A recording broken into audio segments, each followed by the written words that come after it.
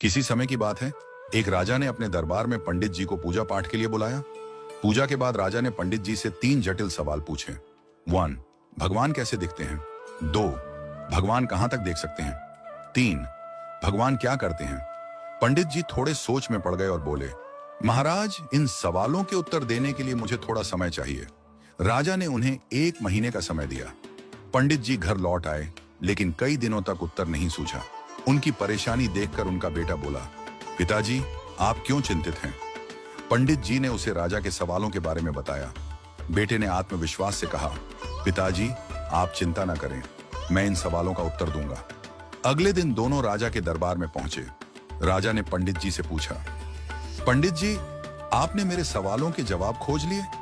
पंडित जी ने कहा, महाराज, मेरे बेटे ने इन सवालों के उत्तर देने का जिम्मा लिया है। राजा ने पूछा, तो बताओ, पहला सवाल, भगवान कैसे दिखते हैं? पंडित जी के बेटे ने मुस्कुराते हुए कहा, महाराज, कृपया एक कटोरी दूध मंगवाइए। दूध लाया गया। लड़के ने उसमें अपनी उंगली डालकर घुमाना शुरू कर दिया। राजा ने चौंक कर पूछा, यह क्या कर रहे हो?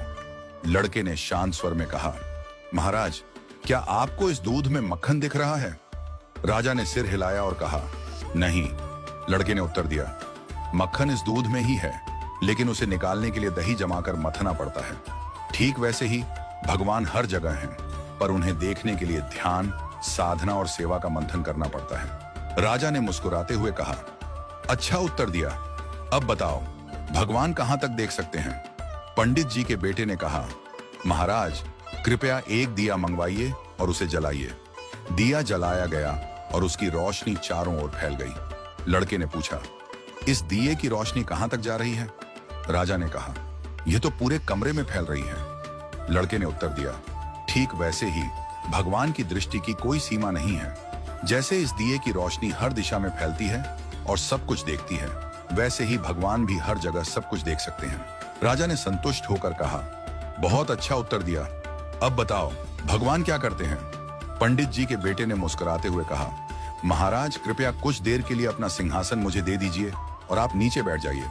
दरबारियों में खुसर पुसर होने लगी, पर राजा को जिज्ञासा थी, इसलिए उसने उसे सिंहासन पर बैठने की अनुमति दे दी। लड़का सिंहासन पर बैठकर बोला, महाराज, अब देखिए, अभी तक आप राजा थे और मैं आपकी प्रजा था, लेकिन अब मैं राजा हूं और आप मेरी प्रजा हैं।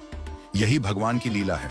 भगवान जिसे चाहते हैं उसे ऊंचाई पर बिठा देते हैं और जिसे चाहते हैं उसे नीचे उतार देते हैं। यही उनका काम है। राजा यह सुनकर चकित रह गया। उसने पंडित जी और उनके बेटे की चतुराई की सराहना की